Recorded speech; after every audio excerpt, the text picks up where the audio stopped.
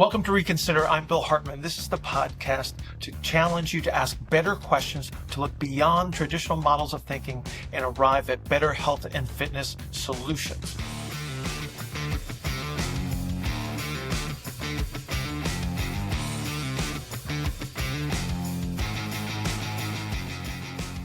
The traditional representation of muscle contractions being this like triphasic thing where there's an eccentric contraction, a concentric contraction, and then this isometric in the middle where you're holding things. Where what we're trying to do is there is really no stopping a movement. You're always in movement. If you're alive, you're always if you're moving. alive. If you're breathing, alive, yes. If you're breathing, you're always moving. Correct. If you're not breathing and you're cold and you're dead, then hang on. Somebody's going to go, but what if you're holding your breath? Right. Well, your heart's beating. Yeah, you're still there's still an expansion. There's still circulation. There's still a lot of stuff that's going on. Yeah, so you can't really stop moving. Sure. In the presence of a gradient, there's always movement. Yeah, the premise being that the whole, like using the term isometric, same length, right? That's what that means. Right. From the visual, it would appear that is the case, and I think that's why it still hangs around. I use the word static because I'm looking at trying to hold on to a position, right? I think it's a better representation because the thing that you run into when you start looking at what is actually happening at the muscle level, the rule, if there is one, is non-uniformity, right? So the longer, let's just say that you're holding a static position, and then the implication here is that, okay, the muscle's not moving. Well, first of all, it is, okay, especially the longer you stay there, because you get connective tissue behaviors that are going to go through a stress relaxation, which means that the muscle's actually becoming more concentric in that circumstance. Because it's the connective tissue is allowing that to happen. But if you looked at it at the fascicular level or the motor unit level, the same motor units are not active throughout the whole period that you're holding the static position. Right. So some are turning on, some are turning off. And then there's a certain amount that would be required to maintain some representation of a static position. So if it's non-uniform and you don't even have the same muscle activity throughout, it's not, and it's technically, I mean, I think it's almost absolutely that it's not the same length. It's like, you can't really, it's not appropriate to refer to it as isometric. And I don't care if you do or not. I know what you mean because, we've spoken this language for a really long time. I just don't think that it's coherent with what we're observing at the muscle level. Right. It's more like it just hold. Yeah. You're just holding, like you're static. holding a position, and in a lot of cases, you're either holding against something that's winning and you're yielding to it, or you're pressing into something and overcoming. So there's the whole idea of like a yielding isometric or an overcoming isometric. I mean, maybe it's a time dependent. So we're running into a time dependent phenomenon. So even if my intention is to create an overcoming representation of connective tissue behavior, so I am pushing against an immovable object, if I can hold it long enough, there will be a connective tissue behavior change. So you have to account for that, and that's, I don't know, ballpark estimate 20 seconds in, you would see a representation of changes in the connective tissue behavior. Therefore, the muscle activity would have to change to hold a static position.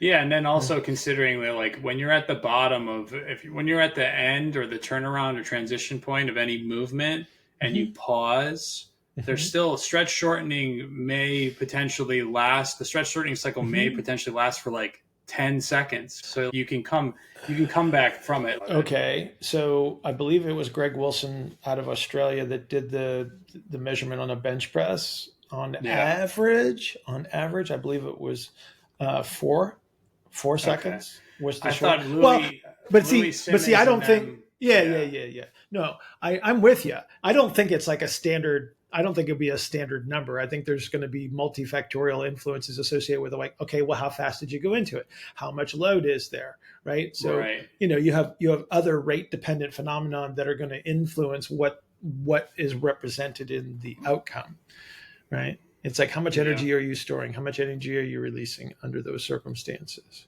But like I said, and I don't really care what terminology anybody uses, because I do understand what you're saying. I just avoid it, because the goal is to be as coherent as possible. And if the assumption is like, oh, it's the same length, and then it's not, it's like, well, okay, then what is it? Right. And then we have to learn something, which I find value in. It's like, I actually can understand more about what is happening, versus my assumption is that somebody told me that the muscle's not changing length, so it's not changing length. It's like, well, what's your evidence for that? And then the evidence is more favorable. It's like, oh, there's like this constant flickering on and off of motor units. There's changes in connectors. It's more fascinating to me to look at this thing and say, okay, when I'm trying to hold position, what other cool stuff is happening? And then especially, kind of like you said before, it's like, well, if you're a living, breathing human being, it's like, good luck trying to hold still. Yeah. So I'm going to try to approach this from the traditional perspective of isometrics, as far as I know. So utilizing it at certain ranges of motion to recruit motor units. Rate coding is a word is a term that gets thrown around when it comes to isometric research. Time under tension increase.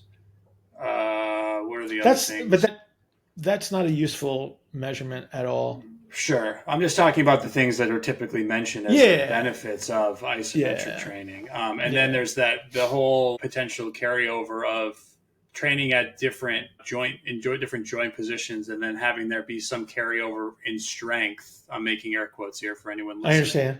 I understand. 30 degrees above and 30 degrees below that angle that you're holding, that isometric, you're getting some carryover.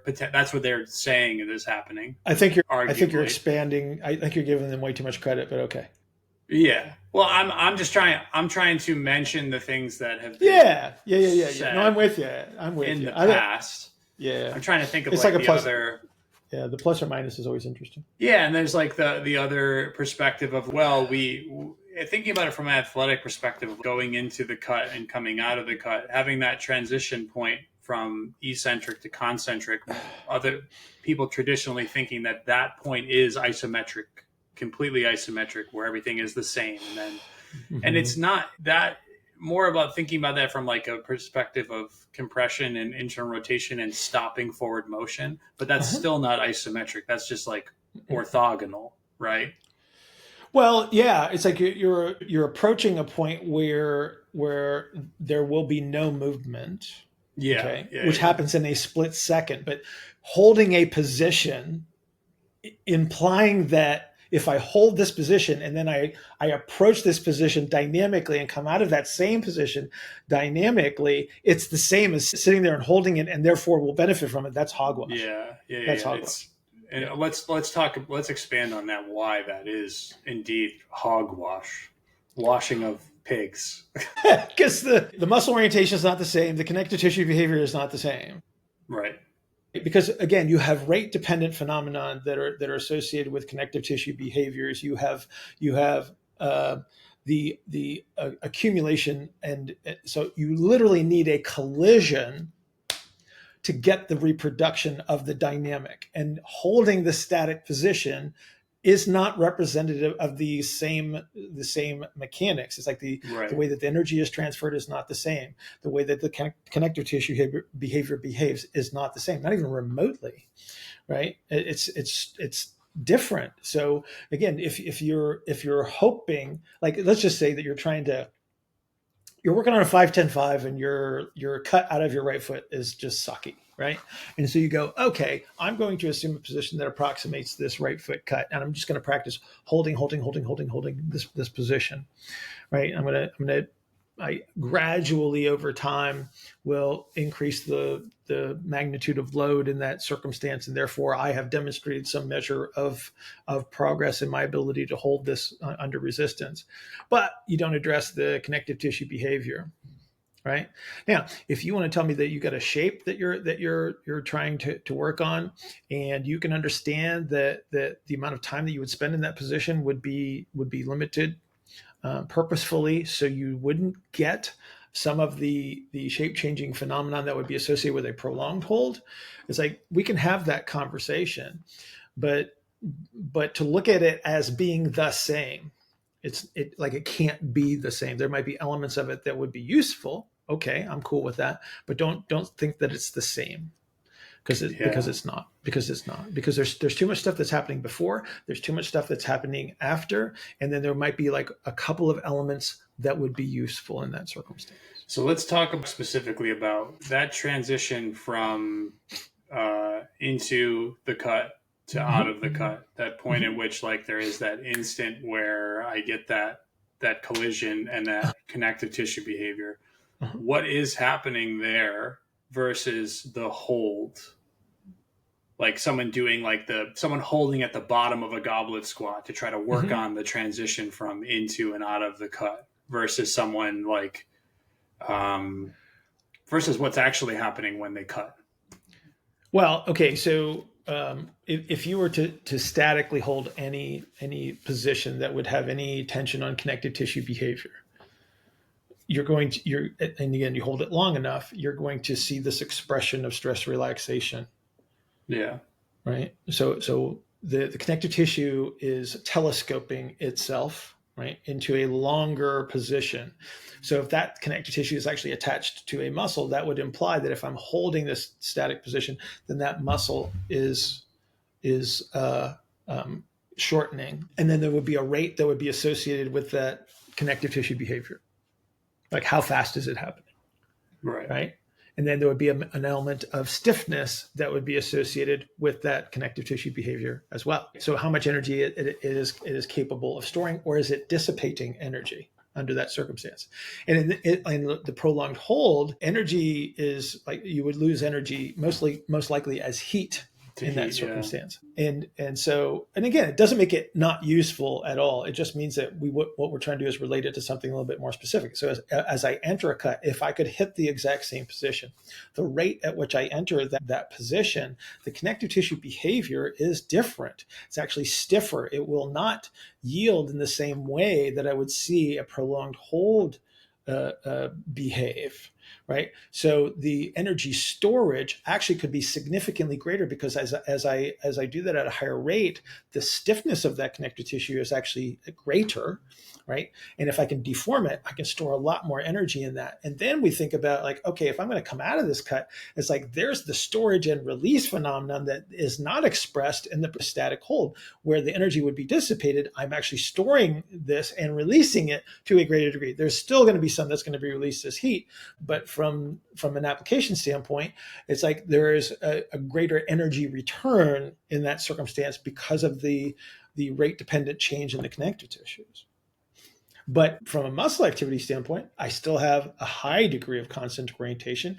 Chances are, as I enter that, because of the force application into the ground, I'll most likely be able to recruit more motor units in the actual change of direction versus something that would be a static hold, where I would be selectively activating and deactivating motor units based on the traditional perspective of the pattern of recruitment. So you would say, well, the lower threshold motor units, the lower cross-sectional area would be recruited first, and then whatever the force application into the ground that would be required would determine like how much or how large the motor units are, whether you're more fast twitch versus slow twitch kind of a thing. Right. So if someone was trying to train in a way to improve the change of direction and that transition, make a sharper transition from into to out of the cut, they could, using a hold might be a beneficial thing from a perspective of like center of gravity management, position against gravity, like being able to acquire that position, that change of direction position, and sort of practice being in that position, I guess. But when it comes to when it comes to the connective tissue behavior that you're wanting to use, it would be more beneficial to do something like oscillatory, like a drop and catch type of thing, to get the rate, to have the rate be more appropriate. Yeah. So like It's like you're going to approach reality to a much greater degree by using some sort of like short impulsive oscillatory, activity. impulsive. Uh Yeah. huh. So like Uh-huh.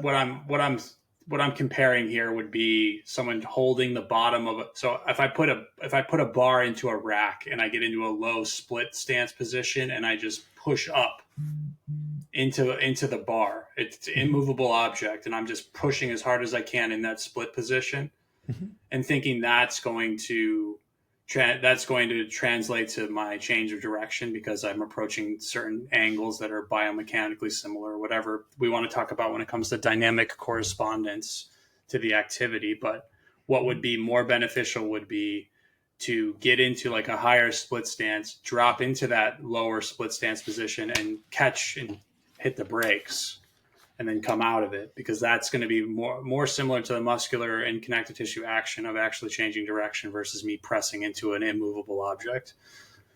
Right. Now, let's consider the beneficial element of what you just described. Right. There is a position like a skeletal position and a muscle orientation that it may approximate to a sufficient degree that it would contribute to performance.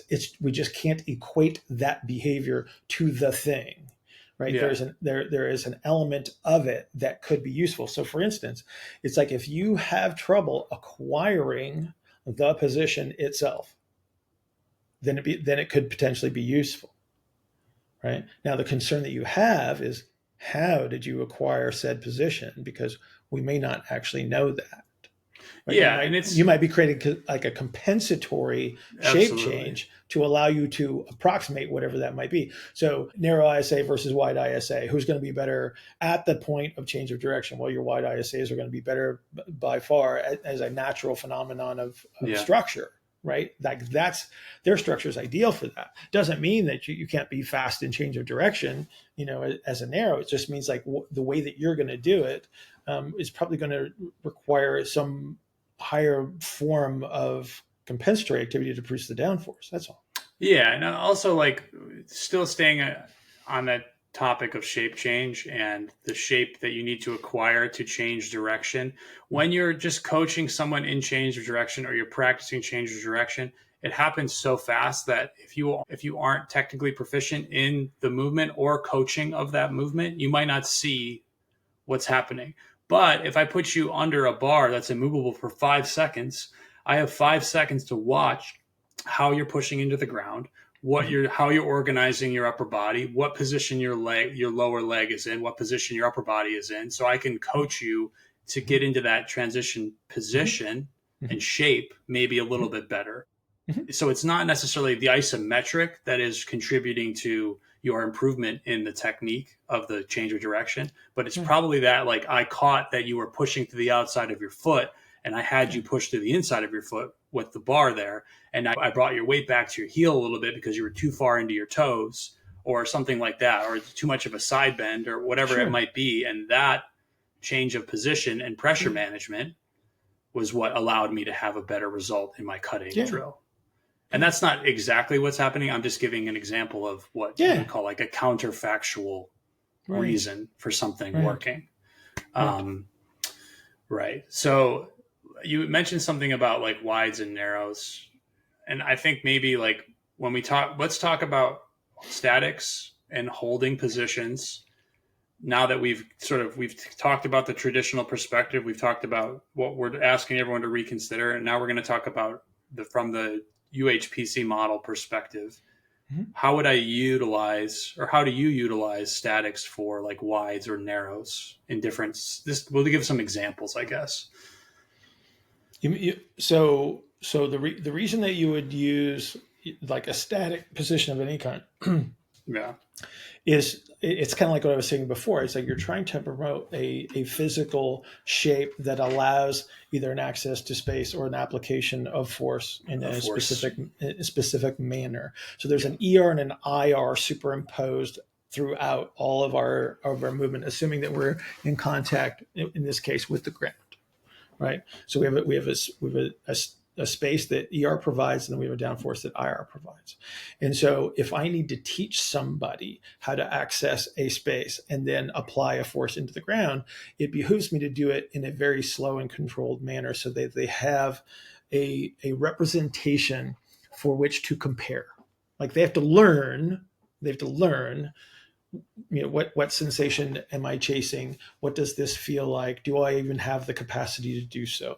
And much to what you were describing before, is like it's also evaluative for the coach and the observer. Is like I can use any movement or any position as an assessment tool and comparator to determine whether this person actually has access to these spaces and the capacity to push down without a compensatory strategy. Yeah. And so it just becomes like every static position that we use is like, as you're moving through space, there will be moments in time where you are a certain shape, and then there's an activity that would be associated with that.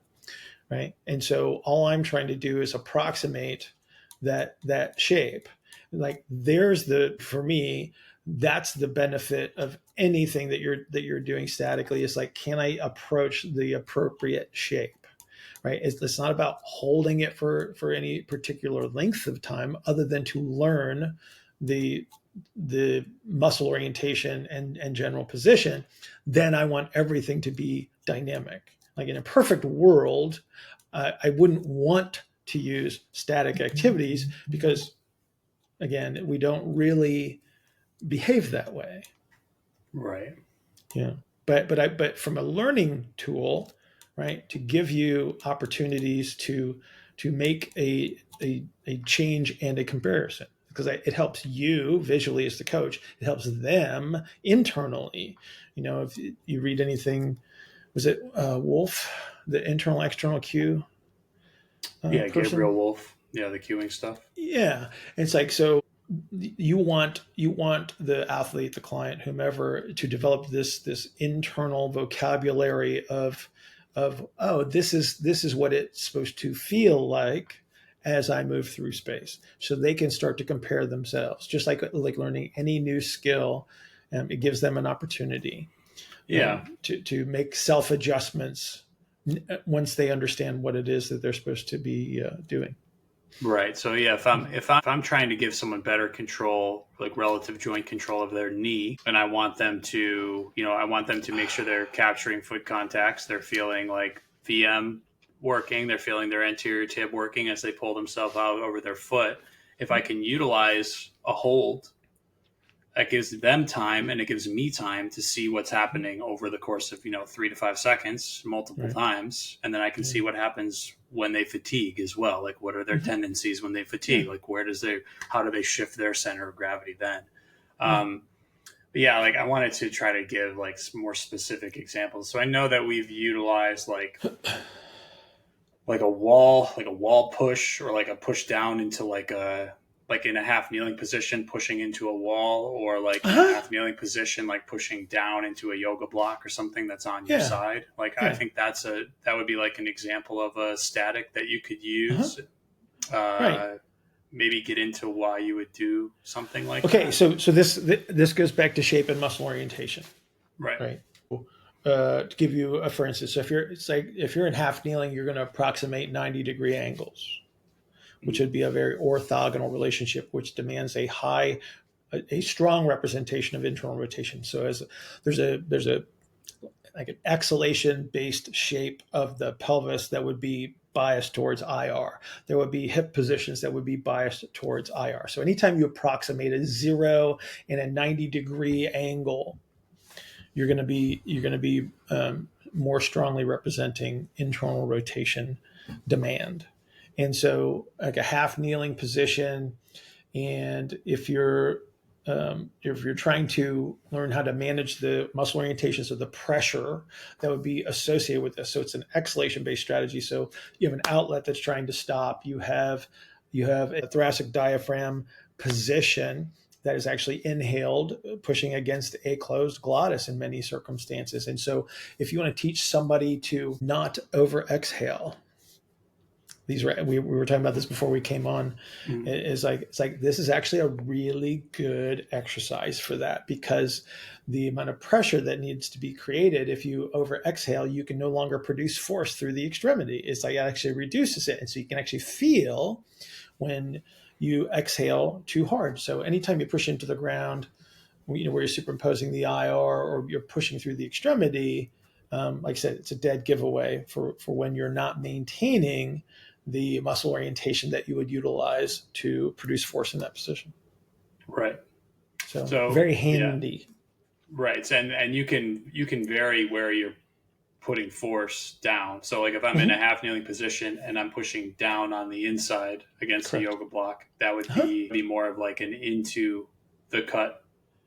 Depends on which side you're pushing on, actually. So if you're inside the base of support, inside the base of support. Yes, if your contact is inside the base of support. So here you are, you're in half kneeling and you're pushing down into the ground inside of the base of support. You would be on the into the cut side of the behavior. If you're pushing down on the outside, that's going to be an ER bias, which is actually going to push you away from the ground contact, which would be much more like coming out of the cut. Right. So to give you a frame of reference. Okay. And then pushing down into both would be just trying to come to a stop. Dead stop. In that dead stop position. Yeah, because you're taking the turns out. Like basically the reason, like a one hand contact, creating pressure from a half kneeling position is always going to produce the element of turn, right? A double hand contact cancels out the directionality. So you're turning both hands in, both hands out sort of at the same time. Therefore, there is no turn. Right. Yeah. But again, we're not trying to equate this to the dynamic activity of cutting per se. What we're trying to acquire is a shape, a physical shape that we would use. Because we're certainly not cueing the connective tissue behaviors. We're certainly not cueing the degree, if you will, of muscle orientation. Right. Similar, useful, but only useful at certain times. I'd say, like, taking the two examples that we've mentioned so far. So if I'm in a split squat position, pushing up into a bar that's immovable, like I'm pushing into a rack that's bolted to the ground, versus me in half kneeling pushing down into yoga blocks, the latter is probably the safer to fail version of trying to acquire a position. Oh, you have so much more control over the force application and position. Sure. Yeah. And then not having to, because I can push into that bar as hard as I can with having like a really big ER orientation through my lower body, outsides of the feet. Sure. ERing hard, pushing, not really like accomplishing what I would want, using the muscles in a way that would even be relevant to how I would want to use them on the field. And even to go farther to say, like, I would never want to use them in that way on the field, and that might lead to me injuring myself if I am trying to cut on the outsides of my feet with in an oriented position. Okay. I think we sort of accomplished what we were trying to accomplish with the whole isometric thing. Yeah, let's say it's like the overall point here is that, like, static representations are not useless. We just have to understand like how they would contribute to the behavior, and then but using it as a representation of a muscle contraction in and of itself, it's like don't look at it from that perspective. Right. Yeah, not a big fan of the concentric and eccentric contraction element. Position wise, yes. Right. Eccentric means away from midline.